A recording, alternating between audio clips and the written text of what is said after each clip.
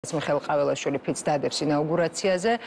მაინტერესებს თქვენთვის რჩება თუ არა სალომე ზურაბიშვილი პრეზიდენტად? არა, მეგონი ძალიან გასაგებია, რომ ეხლა სალომე ზურაბიშვილი ამ კუთხით პრეზიდენტი ვერ იქნება. ანუ თუ ჩვენ რა თქმა უნდა გვინდა რაღაცნაირად აი როგორც ქონია კეთ ისტორიაში რაღაც სამოქალაქო დაპირისპირებაში შევიდეთ, რა თქმა უნდა შეიძლება ვიღაცამ გამოასხელოს პრეზიდენტად და თქვა რომ ეს არის ლეგიტიმური პრეზიდენტი და შემდეგ, მაგრამ პრობლემა ხო დადის იმამდე პარლამენტი ლეგიტიმურია თუ არა. და ლეგიტიმურობა ხო მარტო იმით არ განისაზღვრება, შევიდა პირობითი ლელო პარლამენტში და ის ზის სავარძელზე და ისე იღებს ხელფასს თუ არ ზის სავარძელზე და ისე იღებს ხელფასს. ამით ხო არ განისაზღვრება. განისაზღვრება იმით, ქართული ხალხი ზოგადად ემორჩილება ამ პარლამენტის მიერ მიღებულ კანონებს თუ არა. ხო და რა ეთყობა ჩვენ ქვეყანას, რომ ქართული ხალხი მაგათ გადასახადებს არ იხდიან თუ კანონებს არ აღასრულებენ, თუ პოლიცია რო გაგაჩერებს და ჯარიმას გამოგიწერს, ეუბნებიან თქვენ არ ხართ პოლიცია, იმიტომ რომ შინაგან საქმეთა მინისტრი არის ლეგიტიმურიო. ასეთი ახმა ხო საზოგადოებაში არის. ამიტომ ლეგიტიმურობა ეს არის მარტო ტექნიკური პროცედურა. ფაქტობრივად ვიცი, რომ ქართული ხალხი ამას ემორჩილება, ამ პარლამენტს და ამ მთავრობას და აქედან გამომდინარე უცნაური იქნება, რომ მე პრეზიდენტს არ დაემორჩილო, მით უმეტეს პრეზიდენტი საერთოდ ნომინალური ფიგურაა ჩვენ ქვეყანაში და ყაველაშვილის პირობებში კიდევ უფრო ნომინალური იქნება და ამიტომ მე ესეთი ზოგადად ასეთი ტიპის საუბრები რო აი სალომე ზურაბიშვილი არც ვიცი რაღაც ან უნდა დარჩეს სასახლეში, ან უნდა გამოვიდეს სასახლიდან თუ რას აპირებენ ამ ნაწილში ესეც უცნაურად გამოიყურება. თუ ლეგიტიმურია და ვიღაცა სხვა ადამიანი ქუჩიდან მოდის უნდა გაგდო მე ვარ პრეზიდენტიო, ალბათ უნდა ის არ შეუშვა სასახლეში, ხო თუ როგორ ელოდებით პროცესების განვითარებას? არა, მე არ მგონია რომ როგორი მოლოდინი ეს ხო მართლა დაპირისპირება თუ ეს არის ძალიან მნიშვნელოვანი ფაქტორი, აი ეს ნუანსიც. ანუ ეს აი მე რო ვიცოდი რომ მე პრეზიდენტი ვარ. და მაქვს ჩემი სამუშაო კაბინეტი პირობით. და ვიღაც მოვიდეს ქუჩიდან თქვა მე ვარ ახლა პრეზიდენტი. მე ხო არ შეუშვებდი იმას. ხო თქოდი დაცვას რომ არ შეუშვათ. ანუ ხო ეს ბუნებრივი ქცევა იქნებოდა. ეხლა შეიძლება ვიღაცა ფიზიკურად მომერიოს, მაგრამ სხვა ამბავი მაშინ თქო რომ სამწუხარო გადატრიალებას აწყობთ. და აქედან გამომდინარე თუ ამის მართლა გულსხმულად გჯერა, არ უნდა წახვიდე შენი კაბინეტი. თუ არ გჯერა, რავი, მაშინ რაღაც სხვა ითამაშა. პრობლემა რა არის იცით? ჩვენ ხო ეს გავლილი გვაქვს ზოგადად. ანუ აი საზოგადოებაში ახლა ფაქტობრივად იგივე რაღაც სცენარს ვიმეორებთ, შეიძლება ნაკლები ინტენსიურობით ან აგრესიულობით, როგორც წასულში, მაგრამ იგივე სცენარს ვიმეორებთ, რომ აი უბრალოდ ყავს რაღაც მტრებად გამოცხადებული, ორბანაკად დავყავით საზოგადოება და აი გამოურიცხეთ რაიმე ტიპის კომუნიკაცია. კომუნიკაცია რა თქმა უნდა ძალიან მნიშვნელოვანი, ანუ თქვენი შეფასებით შეიძლება ითქვას, რომ იმ შემთხვევაში თუ სალომე ზურაბიშვილმა გადაწყვიტა სასახლეში დარჩენა 29 დეკემბრის შემდეგ, ამ შემთხვევაში უკვე ადგილი ექნება სახელმწიფო გადატრიალების მცდელობას. არა, მაგონი სალომე ზურაბიშვილმა ჩათვალოს, რომ სახელმწიფო გადატრიალების მცდელობა ყაველაშვილის დანიშნა, თვითონ ასე უნდა ჩათვალოს, რომ დარჩეს თუ რჩება.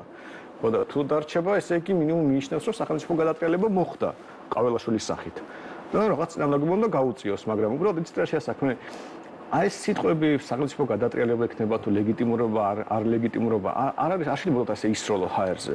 ამას რაღაც პროცესი უნდა კონდეს წინ. საუბარი უნდა კონდეს. თუნდაც კაი გასაგებია შეიძლება ქართული ოცნება არ გიждდება დებატებში, მაგრამ მეგონი მარტო ჩვენ არ გიждდება დებატებში, დანარჩენს იქეთ სთავაზობს და ეშინიათ, მაგრამ აი ჩვენ ერაკ კობახიძეს ჩვენთან დებატების ეშინია, მაგრამ უყურეთ რა შეასაქმე შიდა ოპოზიცია. ეშინია კობახიძეს, იქიდან გამომდინარე რომ ძალიან ბევრჯერ თქვა განაცხადა მან რომ ნებისმიერთან დაждდებოდა დიალოგზე. ხო არ დაждდა, ჩვენ ხო შევთავაზეთ და დავეთანხმეთ ნებისმიერ მის ფორმატს. არ თხოვდით მაინდა-მაინც თქვენ ტელევიზიაში ყოფილიყო. ანუ მზად ხართ. კი რა თქმა უნდა, რა პრობლემა პირიქით ჩვენ მიშენ ერთ-ერთი გამოსავალი თუ არსებობს, ეს არის დისკუსია, იმიტომ რომ თუ არ ვლაპარაკოთ, მაშინ მარტო შეგობთ. კი ბატონო, განვიხილოთ ამ კონსტიტუციურ ჩარჩოებში გაგრძელების პროცესი. ამიტომ მნიშვნელოვანია რომ ოპოზიციაში ვინც მაგათად მიიჩნევს, სალომემ არ უნდა დატოვოს მაგათად სასახლე, ან რომ პრეზიდენტი არ შეიძლება დისკუსია იყოს, მართლა რას გულისხმობ? როგორ შეიძლება უბრალოდ თქვა რომ არ ვაღიარებ ყაველაშვილს და სალომე პრეზიდენტი და არ იგულისხმო რომ რაღაც ტიპის დაპირისპირებაში შედიხარ.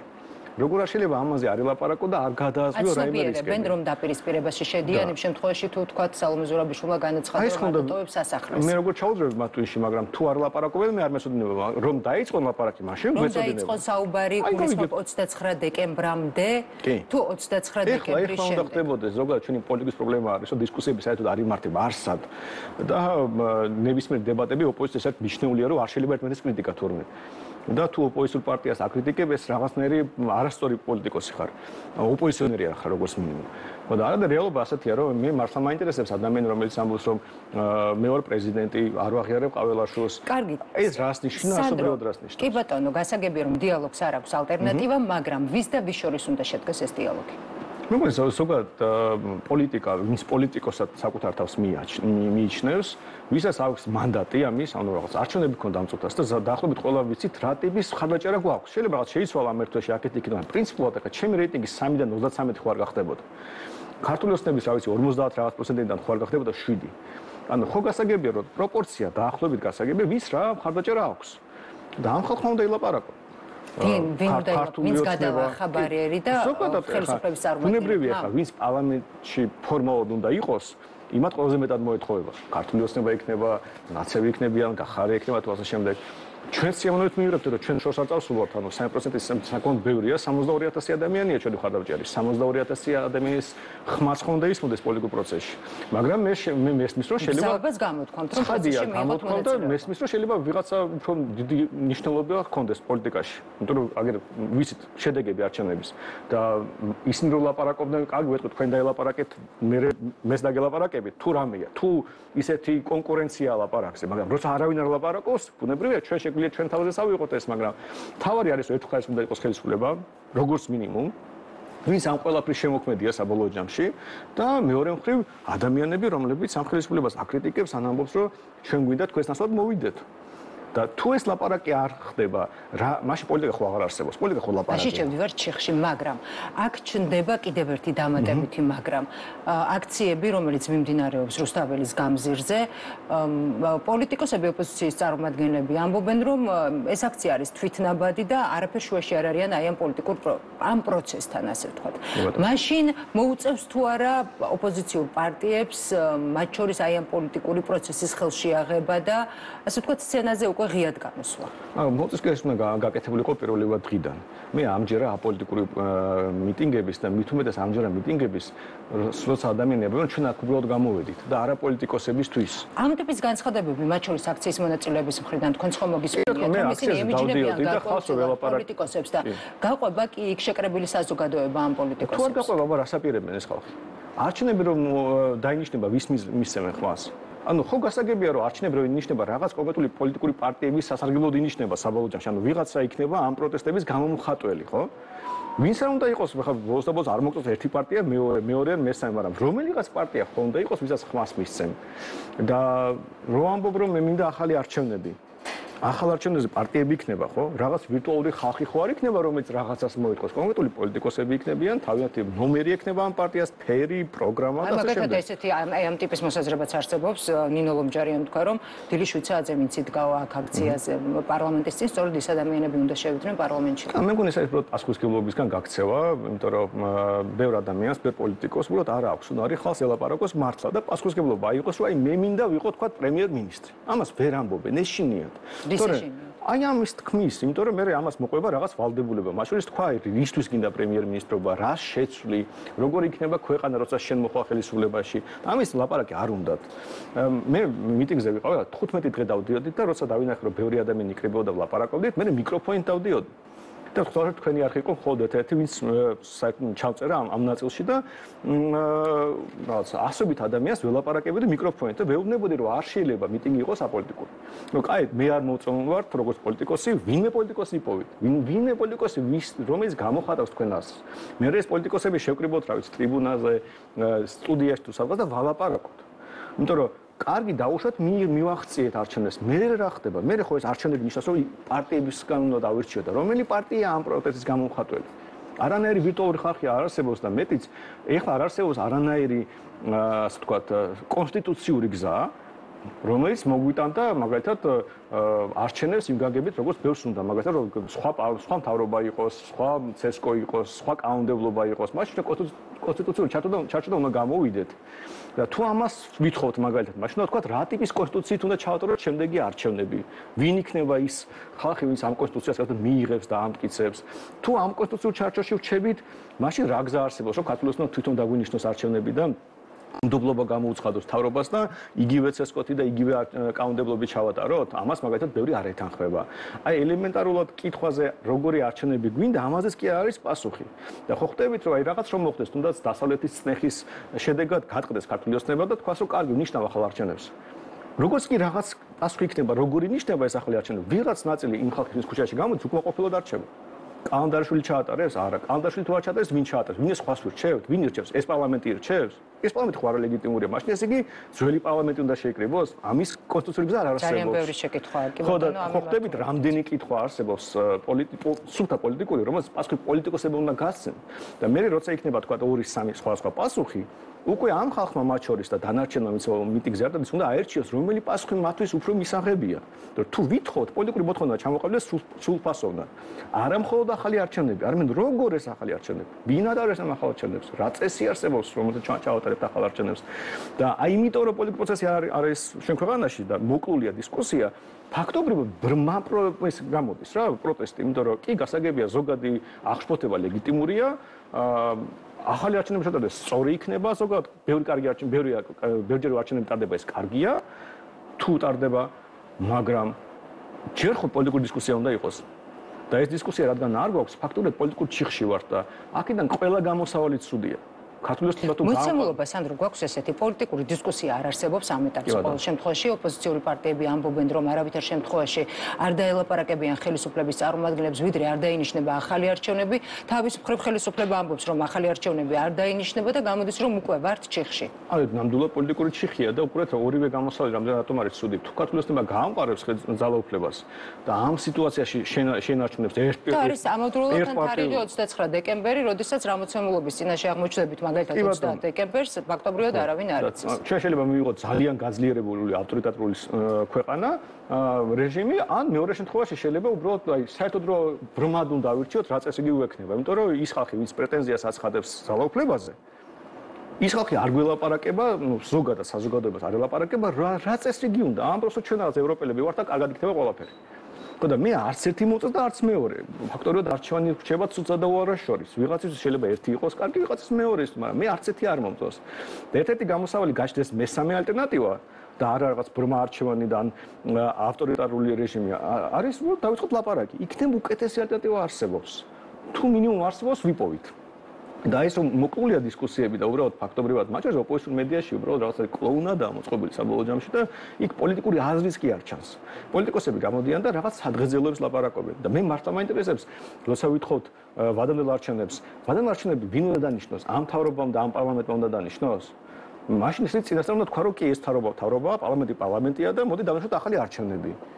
თუ ამ რევოლუციას ვაწყობთ და როცა საუბრობდნენ ჯერ ახლა ჩაცხრა ეს მუხტი ასე თქვათ საპროტესტო, მაგრამ როცა ძალიან პიკზე იყო, ხო ბევრი ამბობდა რევოლუცია უჭირდებოდა და რევოლუციას რომ მოვაწყო, ვინ იქნება დროებითი მთავრობა? აი არჩევნები რო ჩატარდება. აქ შემოდის ალბათ ქარტიის საკითხი, უკვე და ის ხელმომწერები, ტექნიკური მთავრობის ნაწილი. აი თუნდაც ელემენტარულად წინასაარჩევნოდ ხო მნიშვნელოვანია ვინ განკარგავს 32 მილიარდ ლარს ბიუჯეტში.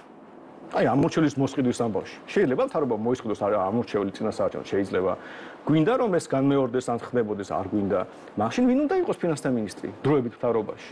ამაზე არ უნდა იყოს საუბარი. ან ვინ იქნება შსს მინისტრი დროებით მთავრობაში? თუ დროებით მთავრობა საერთოდ უნდა იყოს, თუ ქართულის მთავრობა ჩაატარებს.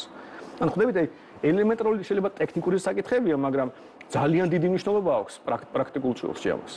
და ამიტომ გამოდის რომ აი რომც ფანტასტიკა მოხდეს და ეხლა რა ვთქვათ ინგლისელებმა სანქცია დაუწეს ეს ქართულოს თემას და თქვათ კარგი აღარ გვინდა სანქციები შეგვეშვით მოგვიხსენით დავნიშნოთ ახალ არჩევნებს. ოქტომბერში გვექნება ახალი არჩევნები. მერე ანუ როგორი წესით ნიშნავთ არის ოპოზიციურ ფლანგზე თანხმობა როგორი ტიპის არჩევნები უნდა იყოს ვინ ატარებს რა წესები და ასე შემდეგ და თუ ეს არის გამოვა რომ აი ეს იდეაში სწორი გადაწყვეტილება რომ არჩევნები ზოგადად არის უნივერსალური გამოსავალი პოლიტიკური კრიზისიდან არ არის გამოყენებადი ამ მომენტში იმიტომ რომ ხარე რომელიც ებრძვის ქართულოს ნებას ხელისუფლებას თვითონ არ არის ჩამოყალიბებული საერთო პოზიცია. ნუ გახდება რა თქმა უნდა სადაო ძალიან ბევრი დეტალი, მაგრამ ამავდროულად სავარაუდოდ ბევრი საკითხიც და თუნდაც იგივე ახალი არჩევნების პირობებში თქვათ მოიგო ისევ ქართულმა ოცნებამ. ეს ისევ გახდება სადაო რა თქმა უნდა შედეგები. ანუ ბუნებრივია შეიძლება სხვადასხვა ჩატარო არჩევნები ისე რომ არ გახდეს სადაო, მაგრამ მთელი ამბავი იმაშია რომ ჩვენ ქვეყანაში არჩევნები არის არჩევნები. მაგრამ მაშინ აქვე შეგახსენება აუცილებლად იმ ფაქტს, რომ წინასაარჩევნო პერიოდში გვახსოვს ოპოზიციის ლიდერები, მათ შორის ნინო ლომჯარიაც და სხვა დანარჩენებიც ერთხმად როგორ ამტკიცებდნენ, რომ ელექტრონული წესით ჩატარებული არჩევნების გაყალბება ფაქტობრივად შეუძლებელი იყო, კი არა შეუძლებელი იყო, მაგრამ დღეს საუბრობენ რომ არა ის გაჟონვის ფაქტი სინამდვილეში ხო არც ასე რომ შედეგი ნებისმიერ შემთხვევაში არ გაქვთ ამ ტიპის მოლოდინი რომ კითხვის ნიშნის ქვეშ დადგება ქართული ოცნების მოგების შემთხვევაში. დარწმუნებული ვარ რომ ის გაჟონვის იმის ფაქტი რომ არ ყოფილიყო ტექნიკურად გამართულად რომ ჩაეტარებინა ცესკოს არჩევნები, არანაირი ეს პრობლემა არ გაჩნდებოდა. სიამოვნებაში ეს იყო გრანდიოზული შეცდომა დაუშვა ცესკომ რომ ეს თქვათ ფარულობა არ იყო დაცული და ამიტომ თეორიულად მე წარმოვიდგენია, მაგრამ პრობლემა არ შეეცით. ჩვენ ქვეყანაში არჩევნები ეს არის პოლიტიკური პროცესი სრულიად გაგებით. ქართული ოცნებისთვის და ნებისმიერ წინახელებისთვისაც არჩევნები იყო გადარჩენა არ გადარჩენის საკითხი. და ამიტომ ქართლოსნება ესო იყოს როგორც გერმანიაში ან ინგლისშია რომ ერთმა პარტიამ გაიმარჯვა, მე მეორე პარტია გაიმარჯვეს, მე მესამე პარტია გაიმარჯვეს, მე ჩაანაცვლებენ და არაფერი არ ხდება. პოლიტიკოსები მიდიან, მაშინ არცანაირი პრობლემა იქნებოდა, არ იქნებოდა არჩევნებს. დამნიშნავდით 5-ჯერ ამ არჩევნებს. მაგრამ რადგან ყოველას ეს განადგურებაზე და გადარჩენაზეა საკითხი, ყოველას ეს რომ ქართლოსნება თუ ნიშნავს არჩევნებს, ესე იგი უკვე წააგო.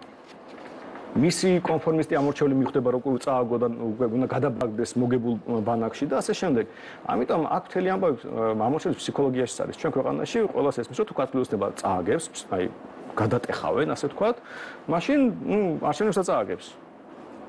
და ეს არის პრობლემა, თორე ჩვენ რომ მიღწევა 30 წლის მანძილზე შეგვეძლო აგვეშინებს ისეთი საზოგადოება, სადაც არჩევნები უბრალოდ არჩევნებია. სადაც არჩევნებით უბრალოდ თავრობას ვირჩევთ, მეც კი არაფერს. და იმას კი არ ვირჩევთ, ვიზი უნდა შური ვიზიო და ვინდა ციხეში ჩავსვათ. აი ამას რომ ვერ მივახციეთ, ამიტომ ფაქტობრივად ახლა ასეთ ჩიხურ მდგომარეობაში. გასაგებია რომ დაუბრუნდეთ ისე 29 დეკემბრის საკითხს. სალომე ზურაბიშვილი ამბობს, რომ ის არის ერთადერთი ლეგიტიმური ინსტიტუციის წარმომადგენელი.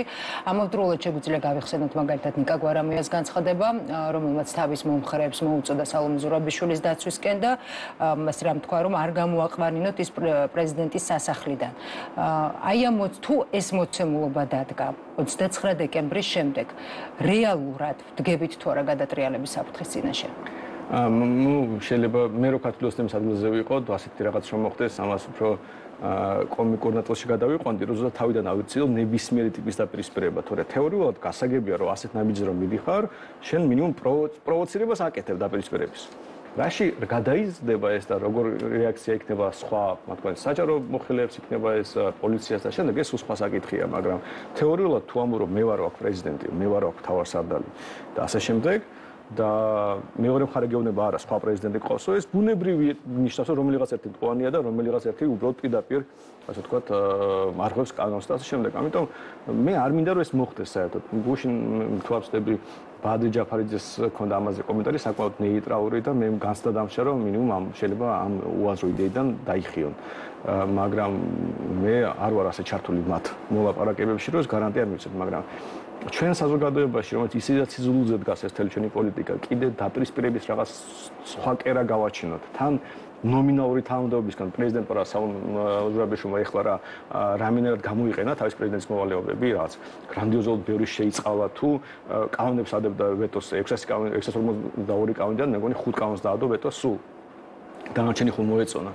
ანუ რა ისეთი უფლებამოსილებები ქონდა სალონეს, რომელიც აუცილებლად გამოსაყენებელი ქონდა. მაშინ რა პროცესთან გვაქვს საქმე, მით უფრო თუ თქვათ უშვებთ იმის შესაძლებლობას, რომ სალომე ზურაბიშვილმა შესაძლებელია 29 დეკემბრის შემდეგ დატოვოს პრეზიდენტის სასახლე. ამ შემთხვევაში ის ჩაუდგება უკვე ღიად ოპოზიციას, თქვათ, წარმოჩნდება როგორც ესეთი ლიდერად.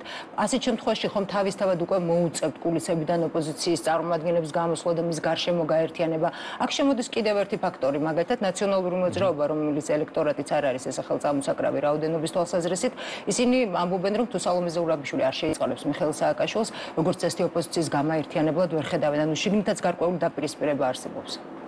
ცხადია და მე არ მგონია რომ სალომე ზურაბიშვილს ამ განსაკუთრებული პოტენციალი ჰქონდეს ოპოზიციის გაერთიანებაში, მაგრამ მე მგონია ეს ბუნებრივი როლი ამ სიტუაციაში. ანუ 29 დეკემბრის შემდეგ როგორც საერთო ლიდერი ამ 4 პარტიის, ძალიან ბუნებრივია. უბრალოდ მე ისიც მესმის, რომ ამ პარტიის არსებული ლიდერები, მათი ეგო, უბრალოდ ალბათ არ მიცემს შესაძლებლობას, რომ ეს იყოს მდგრადი გაერთიანება, მაგრამ რაღაც მოკლევადიან პერსპექტივაში მე მგონი გარდაუვალის იქნება ასეთი გაერთიანება, იმიტომ რომ მე ამ ყველა პარტიას იგივე ქარტიაზე ხელი მიმოწერილი, სადაც პრეზიდენტი ფაქტობრივად ერთპიროვნული მმართველი ხდებოდა ამ პარტიებს, რომ მოეგოთ არჩევნები.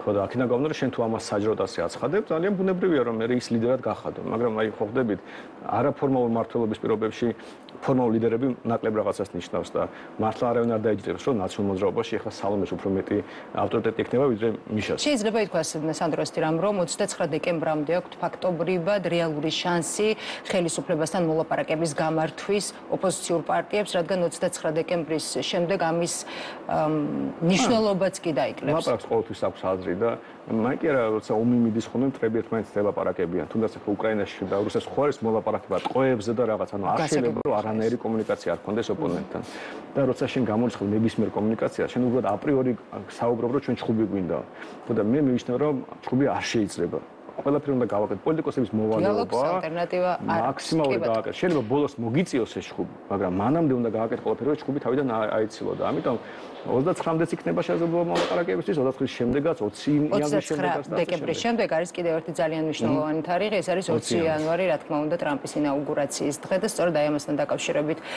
მაინტერესებს თქვენი პოზიცია ერთი თარიღი სახელდება 29 დეკემბერი და გარკვეულწილად როდესაც ოპოზიციური პარტიის წარმომადგენლებს შევხედავთ თითქოს ჩქარობენ რაღაცის მოსწრებას და მეორე არის 20 იანვარი ასევე 20 იანვრამდეც ჩქარობენ განცხადებები მიხეილ სააკაშვილის მხრიდანაც გაკეთდა ამასთან მიმართებაში როგორ ფიქრობთ ანუ რის მოსწრება უნდათ რას ჩქარობენ მე მგონი მთელი სამყარო ელოდება 20 იანვარს რაღაც გაგებით მიუხედავად იმისა რომ ტრამპი უკვე რაღაც ნაბიჯებს გავს იმიტომ რომ გასაგებია ძალაუფლებას დე ფაქტო ფლობს მიუხედავად იმისა რომ დე იურე პრეზიდენტი არის ყველა მარტო ევროპელებსაც ეთყობათ ყველა ელოდება იმიტომ რომ ტრამპი არის ის ადამიანი რომელიც პროგნოზირება მარტივია და არავინ არ იცის საბოლოო ჯამში რაში გამოიხატება მისი სხვა ხოტების გასაკუთრებები. ერთადერთი რომ მე არ მგონია რომ ჩვენ მაინდამაინც 20 იანვარს ველოდებოდეთ, იმიტომ რომ ეჭვი მიპარება რომ საქართველოს ნერვიულობს ღამე როცა იძინებს. ანუ პირდაპირ სერიოზული პრობლემები აქვს. მაგალითად უკრაინაში ომის დასრულების ვალდებულება აქვს საკუთარ თავზე აღებული და მე არ მგონია რომ ეს მარტივი იყოს საერთოდ. და შეიძლება სერიოზული პრობლემის წინაშე დადგეს, რომ როგორც დაპირდა ერთ დღეშიო, ერთ დღეში კი შეიძლება ერთ კვირაშიც ვერ დაასრულოს და ერთ თვეშიც. და ეს უფრო სერიოზული პრობლემა იქნება. გასაგებია რომ ტრამპი არ ნერვიულობს ცხადია საქართველოზე. ხო და აი წარმოიდგინეთ რომ მაგრამ ნახეთ, როდესაც ქართულ მხარეზე არის საუბარი, მოლოდინი ასეთი ფაქტია რომ არსებობს კიდევ ერთხელ ვიტყვი რომ არაერთი განცხადება გაკეთებულა თუნდაც იგივე ოპოზიციონერების მხრიდან და გარკვეულწილად მოლოდინი მათ შორის ოპოზიციაშიც არის ტრამპის ინაუგურაციამდე პერიოდის. თითქოს ცდილობენ რომ რაღაც მოასწრონ. აი რა არის ის რაღაც რის მოსწრებაც თქვათ უნდათ. ხომ არ არის ეს ნახეთ იგივე ხელისუფლება ამბობს რომ 20 იანვრის შემდეგ აუცილებლად უნდა გადატვირთვის პოლიტიკა უნდა აწარმოოს ამერიკის შეერთებულ შტატებთან. ორბანთან ხელისუფლების წარმომადგენლების ურთიერთობა ცნობილია რომ საკმაოდ პოზიტიურ კონტექსტში იყო განხილული. ამავდროულად ტრამპი თავის მხრივ ამბობს რომ ორბანი მისი დასაყრდენი არის ევროპაში. ხომ არ ელოდებიან რომ 20 იანვრის შემდეგ საქართველოს მისამართით დამოკიდებულება ევროპისა და ამერიკის შეერთებულ შტატების შეიცვლება დადებით კონტექსტში. თქვენს ახსენეთ ბუნებრივია ამის შესაძლებლობა არსებობს. როგორც არსებობს ამის საწინააღმდეგო შესაძლებლობაც, იმიტომ რომ ჩვენ ხო დანამდვილებით არ ვიცით საქართველოს გაწყვეტილებას რაზე დაყრდნობით მიიღებს. ორბანი შეიძლება დასაყრდენი იყოს ევროპაში. მაგრამ ჩვენ ჯერ არ მოვიაზრებით ევროკავშირის წევრად, ხო? გასაგები კონტექსტიდან გამომდინარე და ამიტომ შეიძლება სულ სხვა ადამიანს დაუჯეროს ტრამპმა. და მით უმეტეს მართლა პერსონალური ფაქტორია ძალიან მნიშვნელოვანი. წინა პრეზიდენტობის დროს ტვიტებით მართავდა საგარეო პოლიტიკას. რაღაცას დატვიტავდა და სამყარო იცვლებოდა. ამიტომ მე არ მაქვს მოლოდინი რომ ასე მარტივი იქნება ეს ამბავი. მით უმეტეს თუ დაუშვათ, აი ქართულს იმას რომ დაუჯერო რომ ამერიკელები, ევროპელები ასე ვთქვათ პირდაპირ გავლენას ახდენენ ჩვენ პოლიტიკაზე და ცდილობენ რეჟიმის ცვლილებას. ამას ხო პირდაპირ პრეზიდენტები არ აკეთებენ, პირდაპირ გაგებით, ამას სპეცსამსახურები უნდა აკეთებდნენ და ასე შემდეგ და ეს ხო ასე არ შეიცვლება. ანუ ეს გარემოება ელჩებიდან დაწყებული სპეცსამსახურებიდან თრები ხო არ შეიცვლება ერთ დღეში და ორ დღეში და რომ შეიძლება საერთოდ არც კი შეიცვალოს. ნახეთ სანდრო, თუ კი არ შეიძლება უბრალოდ დავინახოთ იგივე სიტუაცია. ამ პრინციპულად შესული, მაგრამ ასე დანამდვილებით იმის პროგნოზირება, რომ რადგან ორბანთან კარგი ურთიერთობა აქვს ტრამპს და ჩვენზე გაწყვეტილებას ორბანის სიტყვები პროგნოზირება ფაქტობრივად შეუძლებელია, მაგრამ მით უფრო როდესაც ეს ვრცლად შევხედავთ და დიდწურაზე შევხედავთ, მაგრამ სინამდვილეში როდესაც აქციებზეა საუბარი, რეალურად ხომ არჩევნები არ არის მიზეზი, რეალურად ეს აქციები და ხალხი შეიკრიბა იმ უკმაყოფილების გამო, რომ მათ გადაწყვეტეს, რომ ხელისუფლებამ პროევროპული გზა შეცვალა და გადაიხარა რუსეთის ვექტორისკენ და ასე შემდეგ. რეალური მოცემულობა და უკმაყოფილების პროტესტის მიზეზი ხომ ეს იყო. თუ კი, ვთქვათ, ერთგვარად ხომ არ არის უკეთესი უმჯობესი ხომ არ იქნებოდა რომ დაველოდოთ აი ამ 20 იანვარს ამ თარიღს და შემდეგ უკვე გარკვეულწილად მოცემულობის რეალური მოცემულობის წინაშე აღმოჩნდებოდით. რა გადაწყვეტილებას მიიღებდა იქით ტრამპი, რა გადაწყვეტილება მოხდებოდა თუ რა გადატვირთვის პოლიტიკა მართლაც საქართველოს ხელისუფლების მხრიდან, რა რეალობის წინაშე აღმოჩნდებოდით, გადაწყვეტილების მიღებაც იქნებოდა გაცილებით მარტივი და შესაძლებელია თუნდაც იგივე ქართული ოცნების ამ უმრჩეველსაც სხვანაირად დაენახა პროცესები. ჩვენ ჩვენი ამორჩეველი ზოგადად ჩვენი მოქალაქე ხარ არის ვალდებული საკუთარი აღშფოთება მიაბას ტრამპის ან ვიღაც სხვა პოლიტიკური ლიდერის გემოვნებაზე. ანუ თუ ჩვენი მოქალაქე აღშფოთებულია დღევანდელ დღეს მთავრობით, აღშფოთდეს და მისი აბსოლუტური უფლება ის გააპროტესტოს მათ შორის რაღაც მიტინგზე და ასე შემდეგ, მაგრამ მეორე საკითხია რომ თუ გახსოვთ არჩევნების შემდეგ ეს პროტესტი კონკრეტული იყო და ეს პროტესტი თვითონ ირაკლი კობახიძემ გააჩაღა, გააძლიერა თავისი განცხადებით, თორემ მე მგონი ოპოზიციურ ელექტორატში ისედაც არავის არ ყოდა იმედი რომ ქართული ოსტების პირობებში ევროინტეგრაცია გაგრძელდებოდა. ბოლოს და ბოლოს ევროკავშირის ელჩს ჰქონდა პირდაპირ ნათქვამი, რომ ასეთ პირობებში არ გაგრძელდება. ახალი ხო არაფერი არ გავიგეთ ირაკლი კობახიძის განცხადებიდან. შემდგომში ეს ხდება კონსტატაცია იმის, რაც პრინციპში რო გეკითხათ ოპოზიციური ამორჩევლისთვის წინა საარჩევნოდ იგივეს გაიგებთ. შეიძლება ქართული ოსტების ამორჩევლიც დაემატა ამბავს, მაგრამ რაც არ უნდა იყოს შინაარსობრივად, რაც ვიცოდით ის მოხდა. ამიტომ მე მაინც მგონია რომ საბოლოო ჯამში ეხლა არის რაღაცნაირი ჩვეულებრივი ჩვენ ქვეყნისთვის ძალაუფლებისთვის ბრძოლა. უბრალოდ მე არ მომწონს რომ ბრძოლა არის ლაპარაკის გარეშე. იმიტომ რომ ამას შეიძლება მოყვეს არაპროგნოზირებადი შედეგები, მაგრამ ჩვენ ეს გვქონდა პოლიტიკური პროცესში გაჩხრებული დისკუსიები, დებატები, უბრალოდ შეიძლება იქნებოდა, იმიტომ პროგნოზირებადი მაინც იქნებოდა და მათ შორის ქართულ ოსტებას მოუწევდა ელემენტარულ კითხვებზე პასუხის გაცემა, რომელსაც ეხლა პასუხს არცემს და იქნება ეს კომიტეტის განცხადება, თუ ისაც საერთოდ ხდება. იმიტომ რომ უხერხულია მათ როცა პრემიერ-მინისტრი გამოდის და რაღაცას ამბობს და მე სხვა ქვეყნების ლიდერები გამოდიან და განცხადებას ამბობენ რომ ასე არ იყო, ცდება თქვენი პრემიერ-მინისტრიო. ბოლოს და ბოლოს თუ მართლები ვართ, მოდით დავამტკიცოთ ჩვენი სიმართლე. თუ პრემიერ-მინისტრი იტყუება, მე მგონი ეს ამასაც პოლიტიკური ფასი უნდა გქონდეს. და ასეთ რაღაცებზე დისკუსია არის, პარლამენტი კვლარია. ანუ პარლამენტი რო იყოს ოპოზიცია იქ მაინც ამას იზამდა, ესეც არ ხდება. გასაგებია სანდრო იაგო ხუჩიას პოსტთან დაკავშირებით უნდა გითხო ფეისბუქში. ნებისმიერ ჯგუფში მთავარი რაც უნდა იცოდე არის ის თუ ვინაა შენიანი, რომ შემთხვევით ის არ დააზიანო.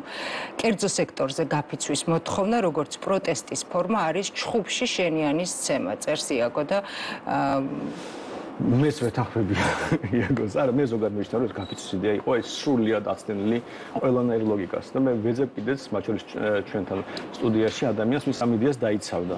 იმიტომ რომ მე არ მესმის რომ აი მე მაგალითად რომ მუშაობდი თქვა ქარხანაში, დავიწყო გაფიცვა, დავკარგო სამსახური ან დავკარგო ხელფასი, როგორ ამარცხებს ეს რუსულ რეჟიმს. მე უბრალოდ ლოიკური ჯაჭვი არ მესმის და ამიტომ მე დიდი სიამოვნებით ასე დებატებში მივიღებდი მონაწილეობას. იმიტომ რომ მე ახაც ვაკვირდები ბევრი ადამიანი, იმიტომ რომ შეიძლება იმეც ვერ ხედავენ, იმიტომ რომ მათ მიერ არჩეული პოლიტიკოსები არ ამართლებენ იმედებს და ასე შემდეგ. ამიტომ საბოლოო ჯამში აი ასე უცნაურ ნაბიჯებს დგან, მაგრამ რა პრობლემაა იცით? აი, ნუ შეიკრება თქვა რომელიღაც რესტორნის ხალხი გაიფიცა, დაკარგეს სამსახური ან დაკარგეს ხელფასი. კარგი, მე მეორე რესტორანი, ნუ თქვა ბევრიაც, რამდენიმე 1000 ადამიანი, მეტი ხო არ გაიფიცება.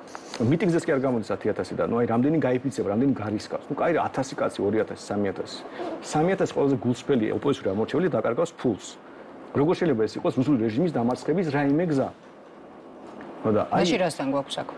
არა, მე მგონი უბრალოდ ვიღაცამ გაუაზრებლად ეს თქვა და ყველაზე კარგ შემთხვევაში აი ადრე მაგალითად ევროპაში ისინი იყო პროფკავშირები იყო და ამიტომ აი მარშები რო არის პროფესიული მარშები. ხა ევროპაში როცა ჩადეს მარში, გულისხმობ პროფკავშირი ატარებს ამას. და ამიტომ პროფკავშირები პოლონეთში 80-იან წლებში იყო ასე ვთქვათ გამაერთიანებელი ძალა პროტესტის. მაგრამ ის სხვა რეალობა იყო, კომუნისტური ქვეყნები იყო და პროფკავშირები ერთადერთი რაღაც გამაერთიანებელი ინსტიტუცია იყო და სხვა კონტექსტი, სხვა გარემო, სხვა შინაარსი და შემდეგ. უბრალოდ პროფკავშირები ერქვა იმან. ხო და ჩვენთან უბრალოდ აიღეს ფიქრეს პოლონეთში მაგალითად აი რაღაც გაფიცვები იყო და ამით შეცვალეს რეჟიმიო, ამით არ შეუსვლია და ზოგადად გაფიცვები სხვა რაღაც მიზეზი იყო, სხვა პრობლემის და სხვა ტენდენციების, მაგრამ აი ეს გაუაზრებლად დააკოპირეს და უბრალოდ ეუბნება ხალხს დაკარგე ფულიო. ჯერ ვიღაც ეუბნება ღამე გაათენე კარავში გაცივდიო, მე ისე ერნე აქეთ იქ დიარეო, ბევრი უნდა კილომეტრი გაიარო და ამით კიდე დამარცხება რუსული რეჟიმიო და ბოლოს თუ ესეც არ დაამარცხეს, უნდა ფული დაკარგო და მე მგონი ეს არის აი გრანდიოზული შეცდომა, რომელსაც ჩვენივე ამორჩევლებს ვაზიანებთ. ჩვენს არ ამბობთ, ჩვენ არც არ მოგვიწოდებია ჩვენი ამორჩევლების, მაგრამ ოპოზიციურ ელექტორატს ნამდვილად აზიანებს ეს. გასაგებია თქვენი პოზიცია, მადლობა.